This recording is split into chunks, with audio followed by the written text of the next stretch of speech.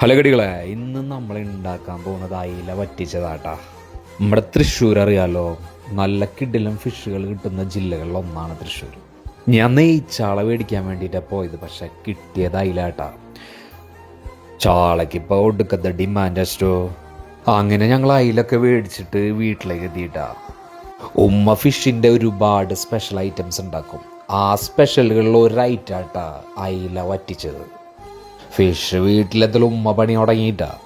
Normally എല്ലാവർക്കും fish clean ചെയ്യാതെ റെഡിയാക്കുക ഭയങ്കര മടിയുള്ള സംഭവമാണ്. പക്ഷെ ഉമ്മയുടെ സംഭവത്തിൽ ഉമ്മക്ക് ഭയങ്കര ഇഷ്ടമായത്.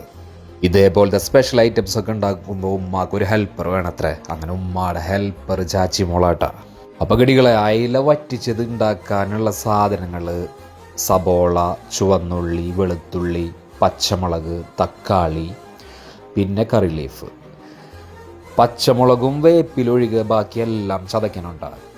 ഉമ്മയുടെ ഹെൽപ്പർ ഭയങ്കര സ്പീഡായതുകൊണ്ട് ഐറ്റംസൊക്കെ സെറ്റായിട്ടാണ് ഇപ്പോൾ ഫുൾ സെറ്റ് ചെയ്തിട്ടുള്ളത്.